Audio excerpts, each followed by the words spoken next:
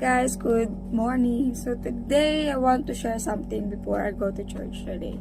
So it's just an encouragement. Gusto ko lang din i-share yung journey ko.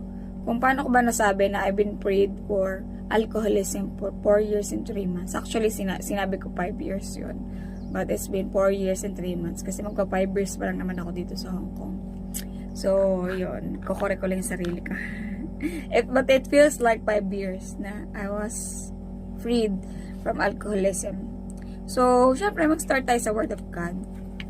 Start tayo sa Word of God. Ito yung assurance, my favorite, one of my favorite assurance ni Lord for us sa Bible. So, ito yung assurance of victory na sa 1 Corinthians 10:13. So, sabi dito, no temptation has seized you except what is common to man.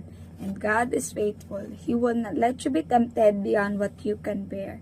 But when you are tempted, He will also provide a way out so that you can stand up under it. So, it's a very powerful, beautiful verse na nalaman ko sa Bible.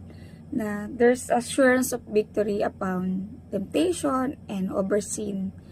So, yung akala kasi natin minsan na when we sin against God, di ba normally tayo ang ginagawa nating ang inaano sa atin ng pinaplan sa atin ng kaaway when we sin against God is inaano niya tayo na mahina tayo, na makasalanan ka na yung parang hindi mo na kaya magbago, ganyan.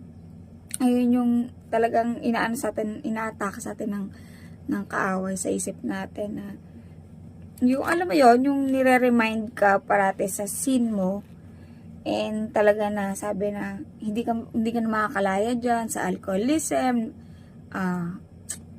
Dito ako, sa akin na lang, in my experience, alcoholism, sexual immorality, yung pornography, ano pa ba, marami sa akin patuloy binabago si Lord na inalis niya ako sa wrong relationship, alam mo yon, yung mga ganon.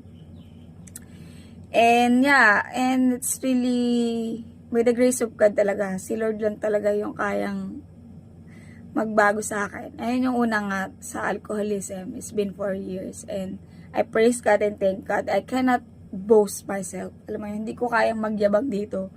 And kaya, hindi ko rin kaya i-share to kung sa sarili kong kakayanan, di ba? Kasi people will judge me, condemn me for my past.